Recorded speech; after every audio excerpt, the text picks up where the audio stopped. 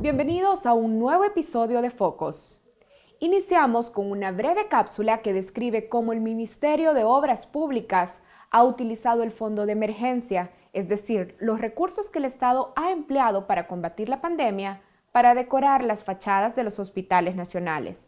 Los detalles en la siguiente nota. El Ministerio de Obras Públicas utilizó el Fondo de Protección Civil y Mitigación de Desastres, el FOPROMID, es decir, el dinero destinado para la emergencia sanitaria, para la compra e instalación de iluminación ornamental, logotipos y rótulos, así como otros gastos, para decorar las fachadas de los hospitales nacionales que atienden a enfermos por COVID-19, y el hotel para personal médico ubicado en la ex residencia presidencial.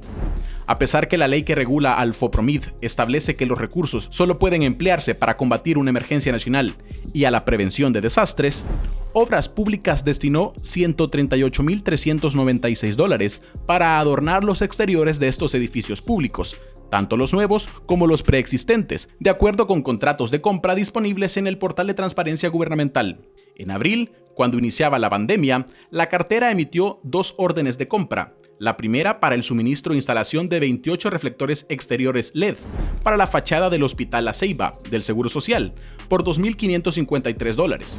La segunda para la colocación de 6 tótems publicitarios y rótulos con el logo del gobierno en varios hospitales nacionales, entre ellos el Hospital de Lis en San Miguel y el Hospital de Niños Benjamín Blum. La orden está incompleta y no detalla la instalación específica en los demás centros asistenciales, pero Focos corroboró, con imágenes oficiales, la instalación de estas estructuras con las mismas características en el Hospital Saldaña y en los hospitales temporales de Tecoluca y Jiquilisco. La orden es por $53.748. En mayo, el MOP adquirió el suministro para la instalación de 2 logos del gobierno y un rótulo con la leyenda Nación de Héroes, uno de los lemas propagandísticos del Ejecutivo, para la fachada de la ex residencia presidencial, que funciona como hotel para el personal de salud. También estaba incluida la compra de 26 reflectores para iluminar el muro perimetral frontal y lateral, y uno más para iluminar los rótulos y logotipos recién instalados, todo por $5.493. Asimismo, la cartera autorizó para la exresidencia presidencial 25 macetas cuadradas para plantas por $1.197. En el mismo mes, el ministerio solicitó la compra e instalación de 25 luminarias LED tipo proyector para iluminar el muro exterior y las palmeras de la fachada del Hospital Amatepec, en Soyapango. La adquisición se realizó en 2 órdenes de compra que suman $6.750. Obras Públicas también decidió en mayo instalar nuevos rótulos, logos, un tótem publicitario y la iluminación LED para el Hospital San Rafael en Santa Tecla, en 2 órdenes por $9.571. La Gerencia de Adquisiciones y Contrataciones del Ministerio registra también la compra e instalación de un sistema de iluminación de 18 reflectores LED para la fachada del área de emergencia del Hospital Blum.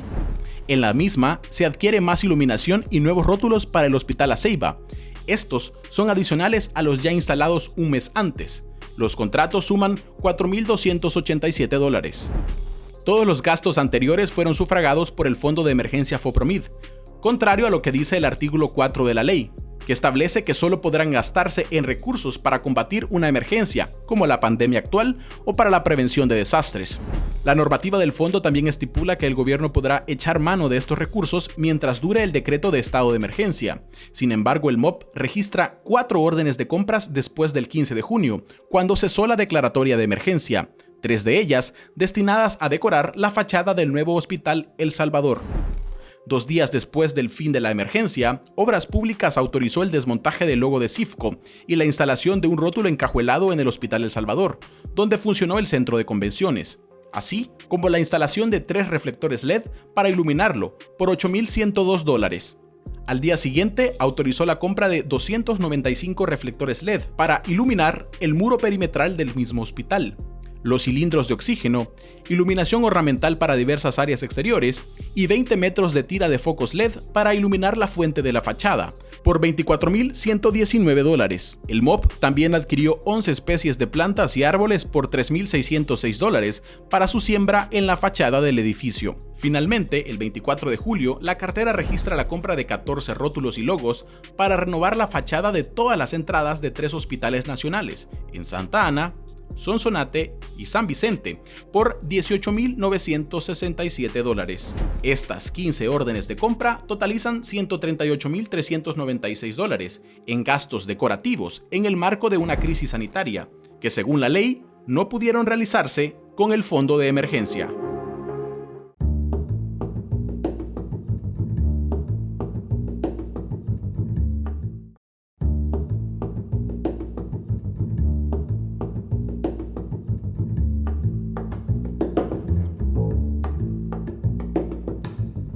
Bienvenidos a nuestra entrevista. Hoy conversaremos sobre memoria histórica y violaciones a los derechos humanos cometidos en la década de 1970. Vamos a prestar especial atención a las violaciones y crímenes cometidos contra miembros de la comunidad de la Universidad del Salvador. Para desarrollar este tema, quiero dar la bienvenida a nuestra entrevista a Néstor Hernández y a Sofía Zamora, ambos miembros de la Comisión de Memoria Histórica de la Universidad del Salvador. Néstor, bienvenido.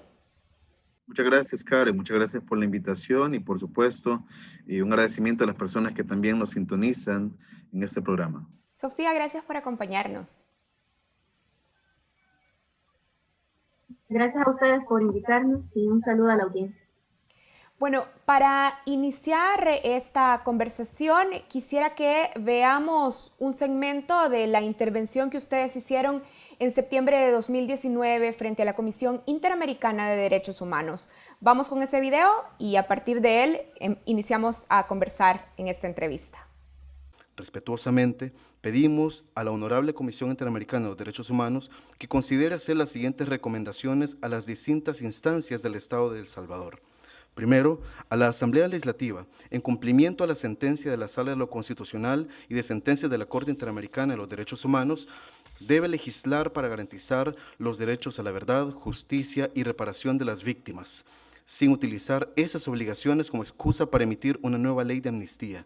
En consecuencia, debe incluir la década de 1970 como periodo indispensable, penas que no se contrapongan al derecho a la justicia, garantizando la imprescriptibilidad e inamnistibilidad. Bien, Néstor, en este segmento que acabamos de ver, en septiembre de 2019, ustedes pedían ante la CIDH que recomiende al Estado salvadoreño incluir la década de 1970 como un periodo indispensable en la investigación y búsqueda de justicia en los crímenes cometidos durante el conflicto armado interno salvadoreño. ¿Por qué es fundamental la inclusión de la década de los 70? Bueno, la historia salvadoreña y específicamente el periodo del conflicto armado interno fue marcado por patrones de violencia que fueron construidos no de forma espontánea, como se ha pretendido al final establecer por las autoridades, delimitando el conflicto armado en El Salvador únicamente durante la década de 1980.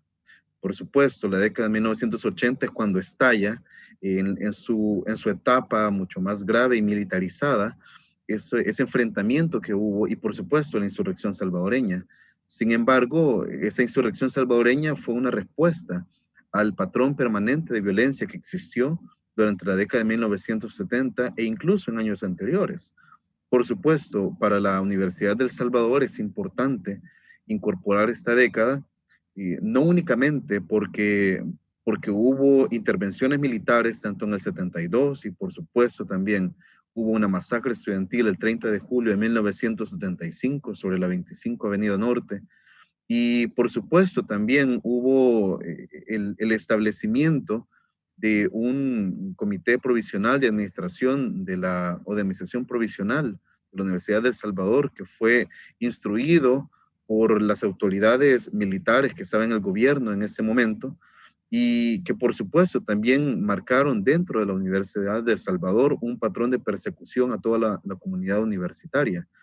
Y claro, también queremos dejar sentado que eso es interés de la Universidad de El Salvador, por supuesto, pero no únicamente porque afectó a la comunidad universitaria, sino que el patrón de violencia, llámese torturas, secuestros, persecución, exilios y desplazamientos forzados, se dieron desde la década de los 70 a toda la población salvadoreña.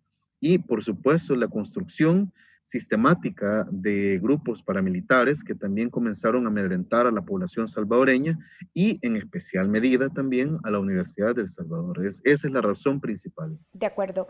Sofía, ustedes han expuesto también ante la comisión ad hoc de la Asamblea Legislativa que estudiaba la propuesta de ley de reconciliación. Han pedido también ahí que se incluya la década de los 70 dentro de los casos a investigar. Sin embargo, se ignoró esta petición. ¿Qué intereses o lógica explica para ustedes la omisión de esta década en lo que ha aprobado la Asamblea Legislativa? Creo que es importante resaltar que la década de 1970 establece un patrón de graves violaciones a derechos humanos que se profundizan durante el conflicto armado. Pero la década de los 70 establece este patrón sistemático de persecución y de aniquilamiento de las oposiciones de los diferentes sectores que se pronunciaban en esa época, el sector sindical, la Iglesia Católica Salvadoreña, la Universidad de El Salvador, entre otros sectores que fueron perseguidos y se trataron de aniquilar durante este periodo. El 70 establece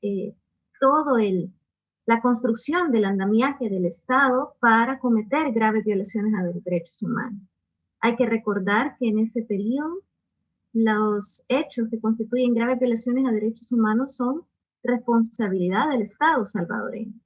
La Universidad de El Salvador, cuando participó en la Asamblea Legislativa y les hizo este llamado a los miembros de la comisión para que incorporaran este periodo, tanto en los procesos de investigación de casos como en las medidas de reparación que el Estado tiene que implementar, reiteró este llamado. No es posible entender todos los hechos que ocurrieron en el conflicto armado de violaciones a derechos humanos sin analizar la década de 1970. Además, estas víctimas no pueden quedar en el olvido y estos crímenes en la impunidad perpetua.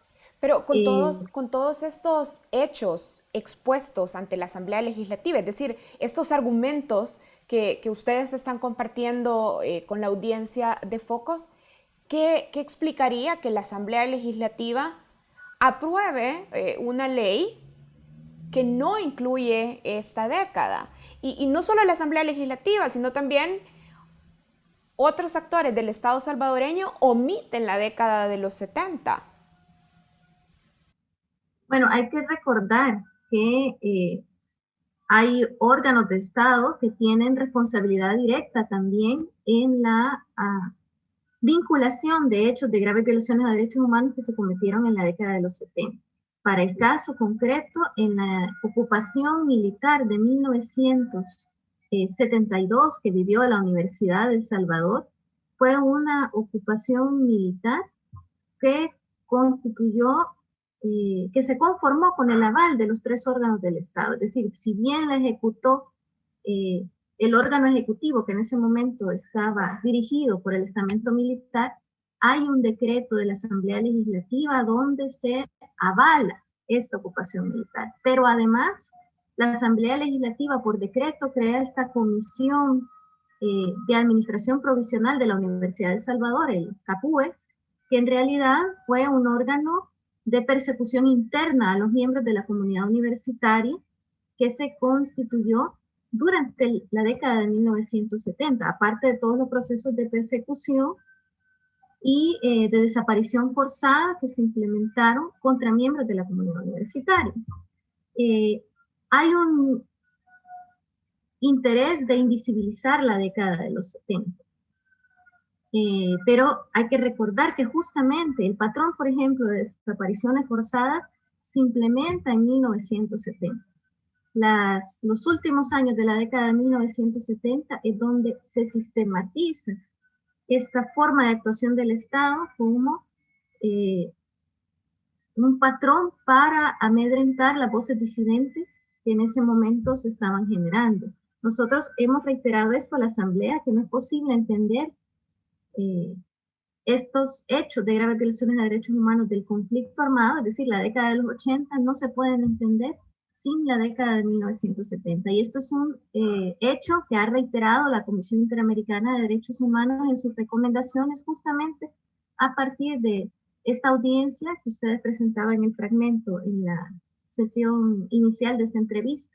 Es decir, este proceso donde se identificaron sectores de la sociedad como amenazas a la seguridad del Estado, es un proceso que es imposible analizar sin la década de los 70 y sin esta mirada regional. Hay que recordar todo el proceso de la doctrina de seguridad nacional, el Plan Cóndor en la región, es decir, esto está vinculado y articulado y no se puede hacer un análisis integral de los patrones para evitar que estos hechos se repitan sin entender cómo es que un Estado se dedica a perseguir a sus propios ciudadanos en este proceso. Vamos a elementos más específicos.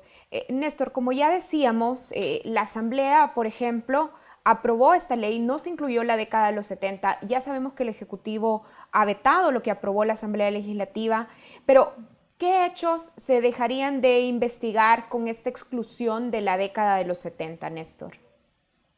Específicamente para la Universidad de El Salvador se dejarían de investigar, bueno, esa intervención militar, y la masacre estudiantil del 30 de julio de 1975, que al final representa uno de los hechos más graves que ocurrieron durante la década de los 70 en El Salvador, y por supuesto también la sistemática persecución que se realizó dentro del campus universitario durante el segundo lustro, la segunda mitad de la década de los 70, con el establecimiento de capúes allí en la Universidad de El Salvador, aquí en nuestro campus.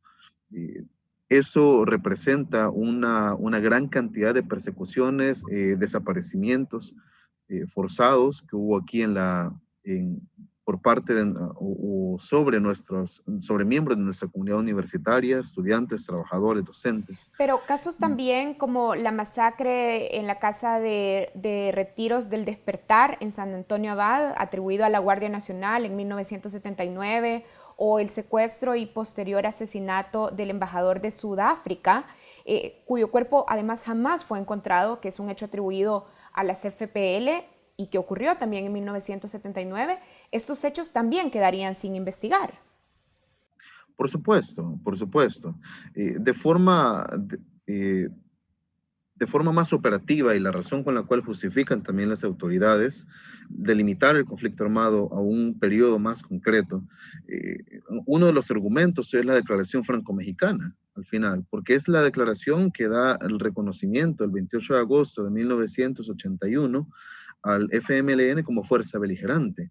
Y eso al final, por supuesto, facilita las condiciones para delimitar el espacio, pero eso limita también la investigación sobre hechos que representaron violaciones a los derechos humanos por cualquiera de las partes. Por supuesto, es evidente, y el informe de la Comisión de la Verdad lo demuestra, y los hechos que ocurrieron también lo demuestran, que en esas circunstancias el patrón de violencia ejercido por instancias estatales no se compara con el patrón de violencia ejercido por otras partes.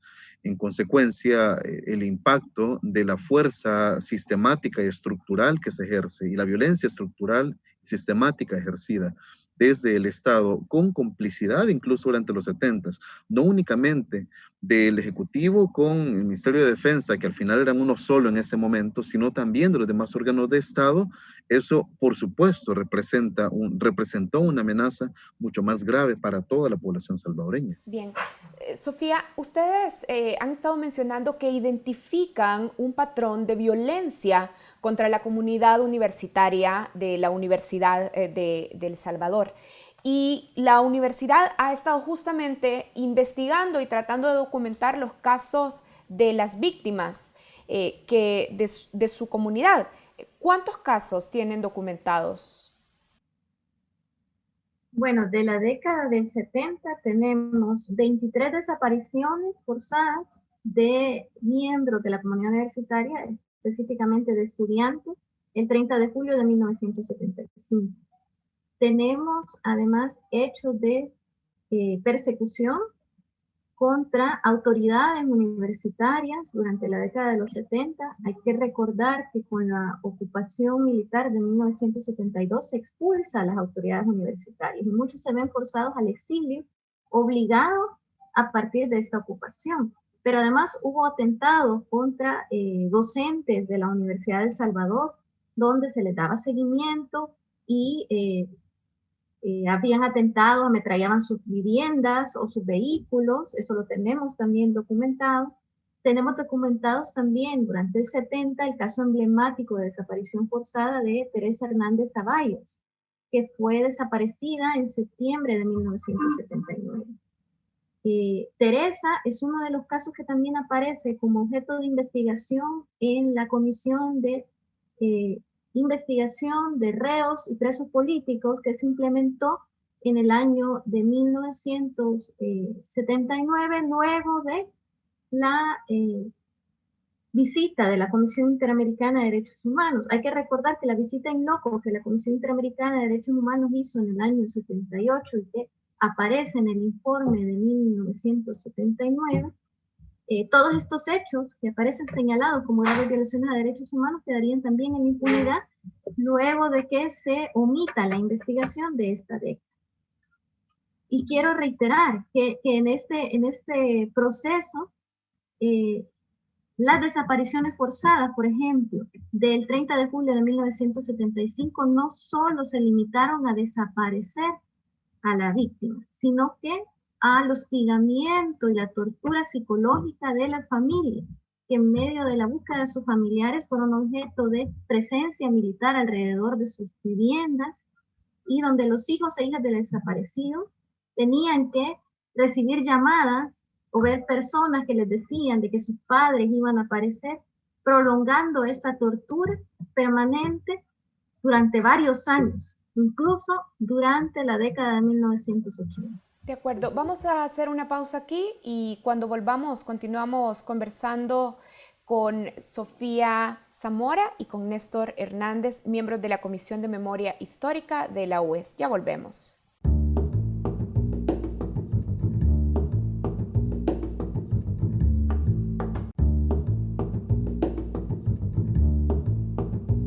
A más de 40 años de la primera intervención militar a la Universidad de El Salvador, dio inicio una batalla legal por la apertura de los archivos de la Fuerza Armada, con el fin de esclarecer 2 décadas de persecución política contra la comunidad universitaria, que iniciaron ese 19 de julio de 1972, cuando el ejército irrumpió en las instalaciones de la UES. En el 2016, la Universidad Nacional se convirtió en la primera institución estatal en luchar por el acceso libre a los archivos militares mediante la Ley de Acceso a la Información Pública. La necesidad de conocer la documentación sobre la universidad existente en los archivos de la Fuerza Armada parte de la hipótesis de que en los años 70, durante los mandatos de los presidentes militares Fidel Sánchez Hernández, Arturo Armando Molina y Carlos Humberto Romero, se consideró a la UES como parte de los adversarios del Estado y se le convirtió en un objetivo militar.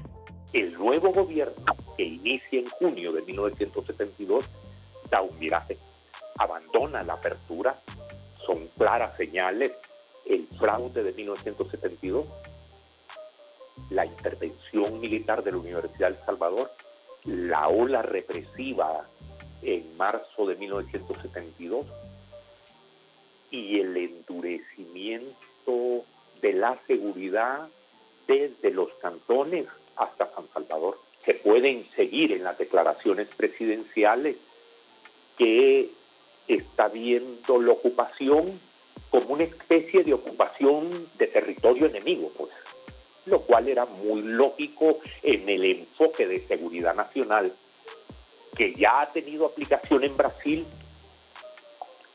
que va a tener aplicación en Chile en 1973. Es el enfoque que está creciendo y volviéndose dominante en los ejércitos latinoamericanos.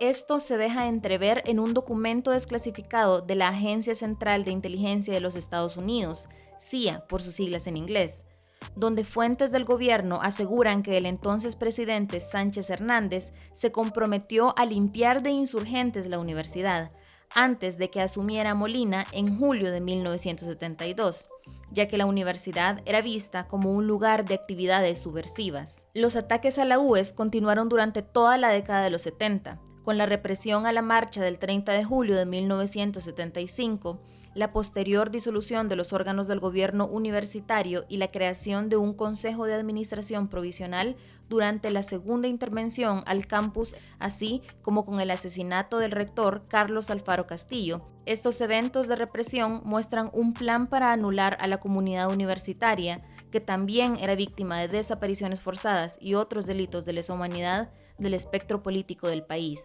A partir de 1972 vamos a tener una serie de hechos en los que, por llamarlo de alguna manera, las represiones con operaciones militares, de pequeña escala a gran escala, digamos. La de julio de 1975 se puede considerar tal vez entre pequeña y mediana escala urbana, una represión contra una marcha universitaria. Hay diseño de operación militar para atacar a población civil opositora. La UES intenta probar que existía un plan coordinado que hizo de la universidad un objetivo militar antes del inicio mismo del conflicto armado interno. Es por ello que requirió el acceso a los archivos militares en búsqueda de elementos para reconstruir la historia de la universidad en ese periodo y de pruebas que sirvan para futuros casos judiciales. Aunque instituciones nacionales como la Sala de lo Constitucional e internacionales como la Relatoría de Libertad de Expresión de la Comisión Interamericana de Derechos Humanos y la Oficina del Alto Comisionado de las Naciones Unidas para los Derechos Humanos han instado en repetidas veces a la apertura de archivos militares, los últimos 3 gobiernos negaron la existencia de estos documentos e incluso bloquearon un intento de acceso, llevando el caso a la Cámara de lo Contencioso Administrativo de la Corte Suprema de Justicia. El 6 de marzo pasado, en el último intento de corroborar la existencia o no de esta documentación, ni los mismos comisionados del Instituto de Acceso a la Información Pública pudieron ingresar a las instalaciones del Ministerio de Defensa para verificarlo. Refusal, I use that word, of the armed forces to open their archives and records as they have been requested to do by several judges and prosecutors and so on. I just want to highlight the fact that the obligation to do so of the state, but your obligation in relation to access to information is not only to certain category of persons, it's to everyone. Your citizens as well. El historiador Roberto Turcios concuerda con la necesidad del acceso general a estos archivos. Sería importante si hubiera un acceso a los archivos referidos a la ocupación, tanto de la operación militar, en donde se podrían identificar los objetivos de esa operación militar, que era apresar al estudiantado universitario, ocupar militarmente la universidad. Pero también sería muy importante conocer los planteamientos internos, supongamos que el Estado Mayor General de la Fuerza Armada, los acuerdos o los análisis que llevan a esa definición. Tiene muchísima importancia el conocimiento de los archivos en torno a la ocupación militar de la universidad, como indica mucho la negativa a abrir esos archivos. Si los hay, ¿no?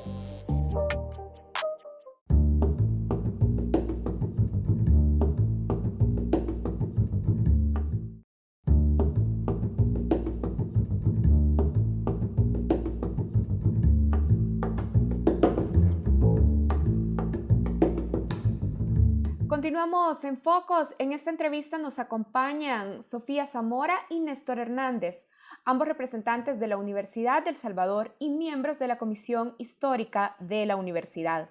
Hemos estado conversando sobre las graves violaciones a los derechos humanos ocurridas en la década de 1970 y en particular de aquellas violaciones que sufrieron los miembros de la comunidad universitaria. Néstor, en el bloque anterior estuvimos hablando de estos casos que han documentado y también de su exigencia al Estado salvadoreño de incluir la década de 1970 dentro de los procesos de búsqueda de justicia y establecimiento de verdad. Ahora, la UES ha solicitado al Ministerio de Defensa los archivos militares que den cuenta, por ejemplo, sobre los operativos que se realizaron en la universidad en el periodo de 1970 a 1995. Defensa ha dicho ya que no tiene esa información e incluso se ha negado a una inspección física para comprobar que los archivos no existen. ¿Por qué la UES no cree esta versión del ejército sobre la inexistencia de los archivos? Gracias, Karen. En realidad es una cuestión casi de sentido común, porque nos parece simplemente improbable que una institución del Estado sea capaz de sostener por tanto tiempo la administración de un conflicto armado sin tener ningún registro de ello. Por supuesto, nos estamos refiriendo porque la exigencia que hace la Universidad de El Salvador de información al Ministerio de Defensa Nacional no se limita únicamente a la década de 1970. También estamos pidiendo información sobre las demás intervenciones militares.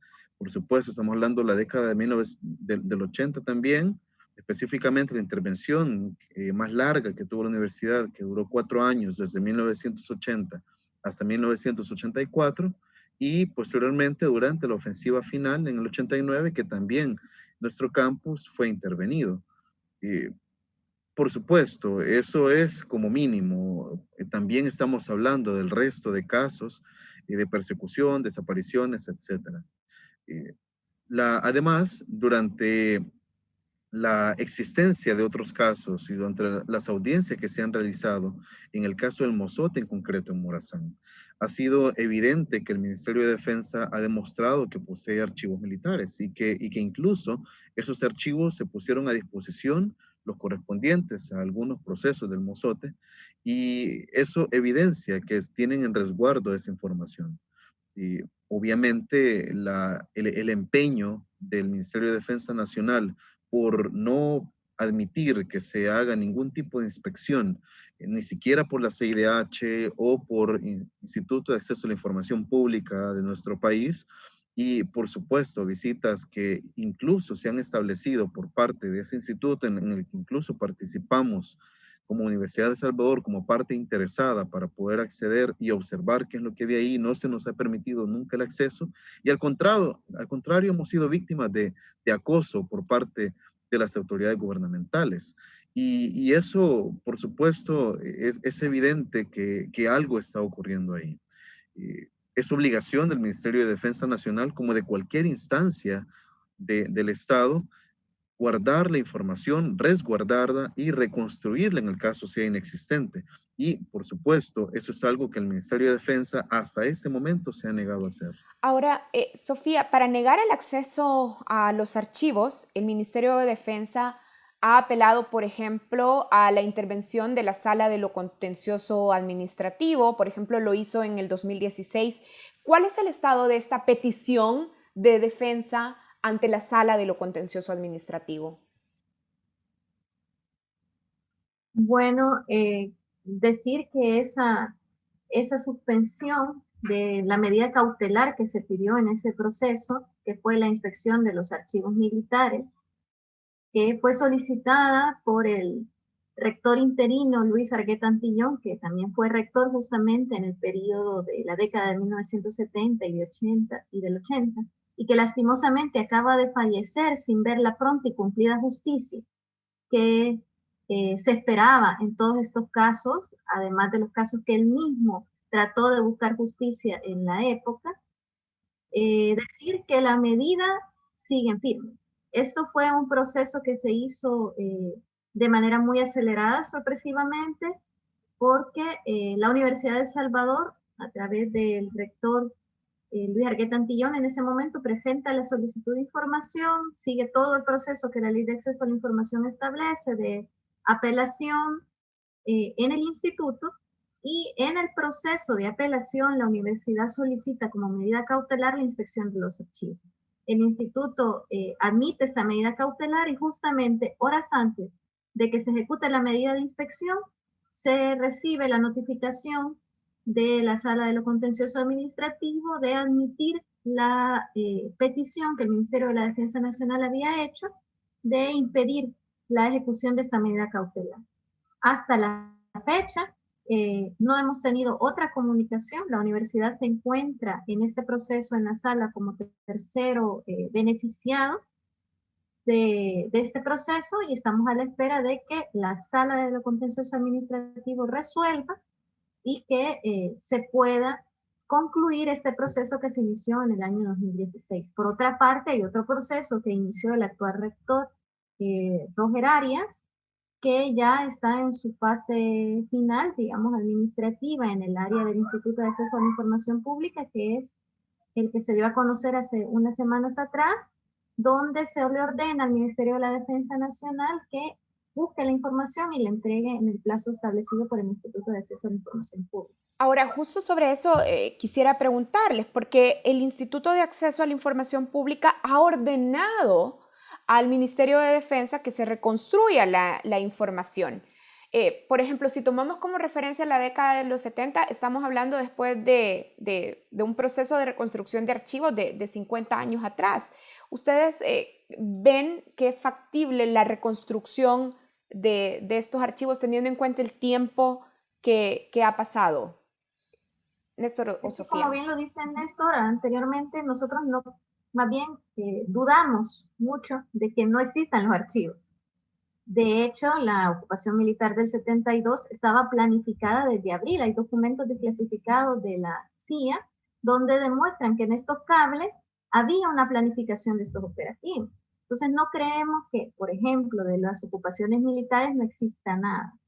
Tanto es así que en la última ocupación militar de la Universidad de El Salvador, donde fueron extraídos materiales, equipo, mobiliario de la institución, algunos de estos equipos fueron recuperados vía juzgados, que en aquel momento levantaron el acta de entrega de algún equipo que fue sustraído de la universidad en el marco de la ocupación. Entonces no creemos que no exista nada. Además que están todas las noticias que el Comité de Prensa de la Fuerza Armada realizaba de las distintas operativos militares que se perpetraron alrededor de la Universidad de El Salvador y el interior misma. La universidad fue objeto de varios cateos donde aparecían permanentemente en los medios de prensa de aquel momento los comunicados de COPREFA que hacían relación a estos operativos en el marco de las actividades que ellos desarrollaban. Entonces no creemos que no exista nada, así que no tendrán que reconstruir 50 años de información, sino más bien dar lo que ellos tienen y de aquello que han efectivamente destruido, que hay que aclarar que la destrucción documental es un delito y que por tanto debería de ser investigado por la Fiscalía si es que ha ocurrido destrucción documental de la información, y tienen los insumos necesarios para reconstruirlos. Hay que recordar también que estamos pidiendo información que se ha hecho pública. Por ejemplo, la persecución a miembros de la comunidad universitaria está señalada en el Libro Amarillo, que fue hecho público hace algunos años gracias al trabajo de la Universidad de Washington, el Centro de Derechos Humanos, donde aparece un listado en donde se incluye, por ejemplo, el caso de Teresa Zavallos, que comentábamos en momentos anteriores. Entonces, no creemos que tengan que reconstruir 50 años de información, más bien tienen que darnos lo que hay, y de aquello que han destruido, que se investigue este delito de destrucción documental y que se reconstruya. Ahora, el Ejecutivo de Nayib Bukele, como otros gobiernos, también se niega a darles acceso a los archivos, no solo a la Universidad de El Salvador, sino también a otras organizaciones defensoras y representantes de víctimas. Y esta negativa está ahí a pesar de las obligaciones internacionales, pero también a pesar de las obligaciones nacionales. Ahora, Néstor, ante este bloqueo en el acceso a la información, ¿está cerrado el acceso a la justicia entonces para las víctimas? ¿Qué otros caminos recorrer cuando las autoridades se niegan a entregar la información? Sobre el actual gobierno, en realidad, en un principio observamos algunas posibles señales esperanzadoras en favor de nuestra lucha, al final como comisión y como universidad. Pero poco a poco vamos viendo cómo se van diluyendo estas esperanzas. Nos pareció sumamente preocupante la no conmemoración de la firma de los acuerdos de paz este año, lo cual por supuesto es una señal grave sobre el tema de memoria histórica y sobre el tema también de recuperación de lo que nos ha marcado como sociedad y lo que nos tiene como estamos en este momento. Al final nos parece que no existe una preocupación real de este gobierno por recuperar la memoria histórica. Y por supuesto el respaldo que está ocurriendo hacia el ejército por parte del Ejecutivo, la manera en la cual se celebra el rol del Ejecutivo en las acciones de Estado y la incorporación de los militares en acciones de atención en el actual año 2020, por ejemplo, y ni siquiera mencionemos el 9 de febrero y lo que ocurrió. En general, nos parece que el camino que se está recorriendo es sumamente preocupante y ya no es esperanzador para nosotros. Esperaríamos que ese gobierno dé señales positivas a la brevedad posible, para que también se favorezca esto hacia las víctimas y sus familiares. Nosotros como comisión al final somos personas que nos preocupamos por esas voces que al final son víctimas que han sido silenciadas por mucho tiempo y que incluso con la disolución de la Secretaría de Inclusión en el Ejecutivo también se cometió un proceso grave en contra de las víctimas. Por supuesto, los gobiernos anteriores tampoco cumplieron con una obligación mínima hacia la Universidad del Salvador. Vale mencionar que con el gobierno de Salvador Sánchez Serén intentamos establecer algunas medidas de reparación para la universidad, como mínimo un pedido de perdón, como el que realizó el presidente Mauricio Funes en el Mozote, como mínimo eso de parte del gobierno de Sánchez Serén, pero fue algo que nunca ocurrió. Y desconocemos las razones y nos preocuparía si eso hubiese sido por la presión del ejército, el Ministerio de Defensa Nacional. Y por supuesto, las señales que observamos no están siendo claras y por supuesto, lo que procede es, en tal caso, por supuesto, recurrir a las instancias correspondientes, recurrir nosotros acá al Instituto de Acceso a la Información y por supuesto también a instancias como las mismas Naciones Unidas, que por supuesto para elaborar el informe de la Comisión de la Verdad tuvieron que recurrir a un sistema muy profundo y complejo de investigación in situ para poder recopilar todo lo que luego se presentó en ese informe. La CIDH tiene información, pero para eso necesitamos también nosotros crear una red de apoyo para la universidad y que eso nos permita acceder a esa información que si no está aquí, seguramente está también fuera del país. De acuerdo. Sofía, una pregunta final. ¿Qué debe cambiar en la Ley de Reconciliación y Justicia Transicional para hacer efectivo el derecho de acceso a la información para las víctimas y establecer la verdad en estos crímenes cometidos en las décadas de conflicto interno de nuestro país? Bueno, primero hay que decir que de la ley debe de cambiar los aspectos esenciales que las víctimas le han reiterado a la Asamblea Legislativa que deben de ser incorporados. Hay que recordar que las víctimas y las organizaciones de derechos humanos hicieron un esfuerzo desde el momento en que la Sala declaró inconstitucionalidad la ley de amnistía general, hicieron un esfuerzo de consulta y de propuestas de manera permanente que no fueron escuchadas en la Asamblea Legislativa. Y en el caso concreto, la Universidad de El Salvador le solicitó que dentro de este marco, primero, se incorpore como procesos de investigación los casos perpetrados en 1970. Segundo, que se creen medidas de reparación y se incorpore como sujeto víctima de reparación a la Universidad de El Salvador por todos los daños que de los que fue objeto la universidad como persona jurídica, pero también como medidas de reparación específicas a todos los miembros de la comunidad universitaria. Hay que recordar que en esto ya hay precedentes en la región. En Colombia, por ejemplo, se ha reconocido a las universidades públicas como sujetos de reparación por daños cometidos en el conflicto colombiano. También le solicitamos que no es posible que se establezca un periodo mínimo para que la Fiscalía logre investigar los casos. Este periodo debe ser ampliado, no puede haber exclusión de casos, no pueden quedar en la impunidad permanente, los archivos deben de ser públicos, esto es un derecho además, un derecho que tiene una dimensión individual, el derecho a la verdad, que tiene la dimensión individual, es decir, que las víctimas deben de tener acceso a la documentación que permita el acceso a la justicia, pero la sociedad salvadoreña tiene derecho en esta dimensión colectiva de poder entender qué pasó para evitar que eso vuelva a suceder. Entre estos grandes rasgos. Quiero agradecer a Sofía Zamora y a Néstor Hernández, ambos representantes de la UES y miembros de la Comisión Histórica de este Centro de Estudios, por acompañarnos en esta entrevista. Muchas gracias a los dos. Muchas gracias por la invitación, Karen, y por supuesto esperamos que ese tema siga siendo parte de la agenda, no únicamente de este programa, sino también es bueno, es necesario promoverlo y por supuesto en honor a las víctimas y sus familias principalmente. Muchas gracias.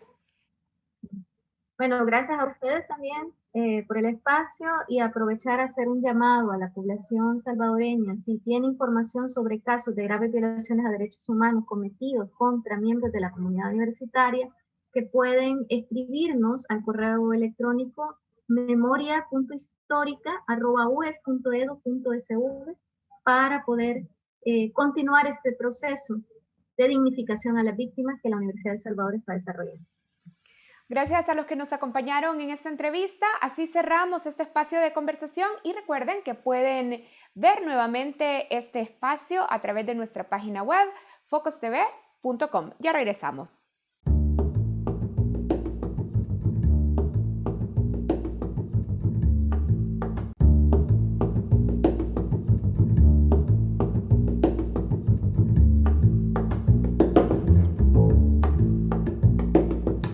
Bienvenidos al espacio internacional de Focos.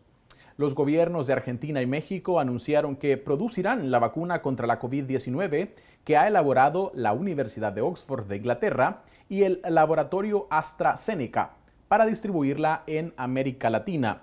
De acuerdo con estos países, el objetivo es garantizar el acceso a la región sin ánimos de lucro, lo que beneficiaría a las naciones con menor desarrollo. Para hablar sobre el tema y cuándo estará disponible el fármaco en la región, conversamos con Glauco Rodríguez Andrada, presidente del Colegio Médico del Uruguay. Bienvenido a Focos, doctor Andrada. Muchas gracias. No, gracias a usted, un placer. Bien, ¿en qué consiste en términos concretos que los países de Argentina y de México fabriquen la vacuna contra el COVID-19 para su distribución en América Latina? Bueno, yo ni que hablar que se ve muy positivo, sobre todo y de manera particular para nuestro país, que dado que hemos logrado una buena gestión en el combate a esta pandemia y por suerte hemos tenido casos mínimos de contagios y de fallecidos, la salida epidemiológica global a nuestra situación es sin lugar a duda la vacuna para poder generar inmunidad, dado que por la gestión que realizamos en el combate a esta pandemia, el virus no circuló internamente en nuestra población, ¿no? Y ni que hablar que para la población de toda Latinoamérica es una muy buena noticia, porque bueno, la salida de esta infección, como lo hablábamos al principio, es sobre todo la protección o la inmunización por medio de la vacuna, ¿no? Ahora bien, ¿cuál es la perspectiva médica sobre la confianza en esta vacuna y su funcionamiento en la población de la región? Bueno, como siempre, en todo proceso experimental, en el descubrimiento de un nuevo fármaco, o en este caso una nueva vacuna, por supuesto, se pasan diferentes etapas.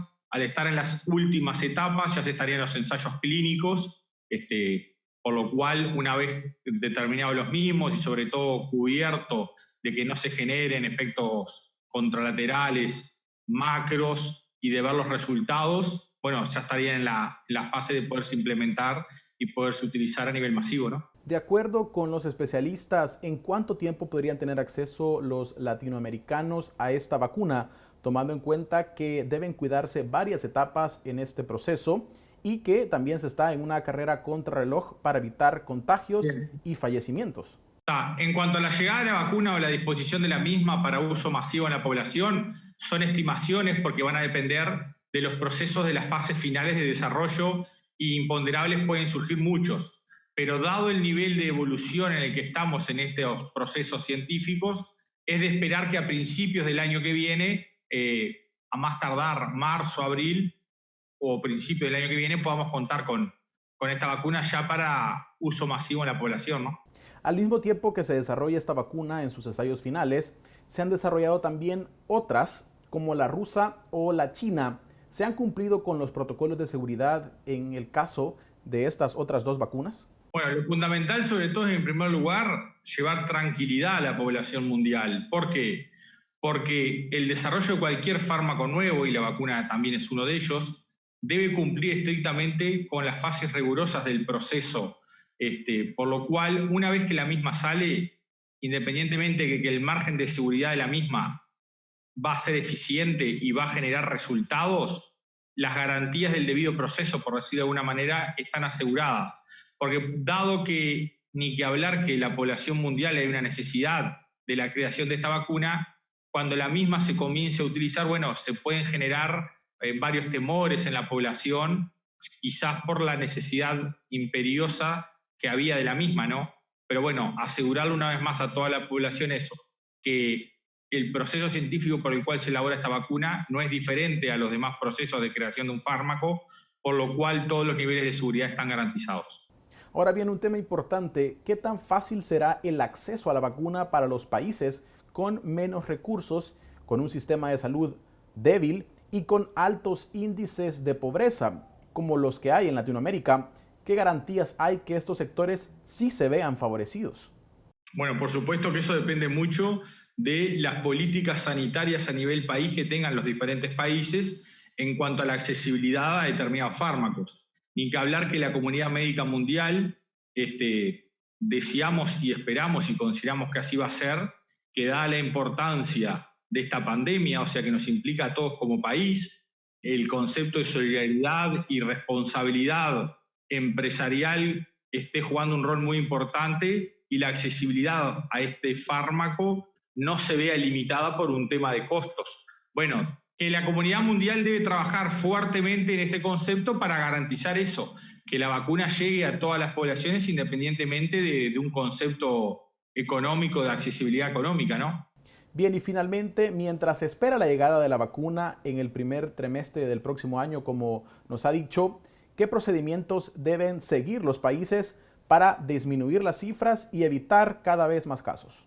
Brillante. El proceso es seguir manteniendo todas las poblaciones de los diferentes países las medidas de bioseguridad y de protección necesarias, el uso de tapabocas, el lavado frecuente de manos, el uso de alcohol gel y fundamentalmente el distanciamiento social. No participar de actividades, reuniones o tareas en las cuales en lugares pequeños hay un acúmulo importante de personas.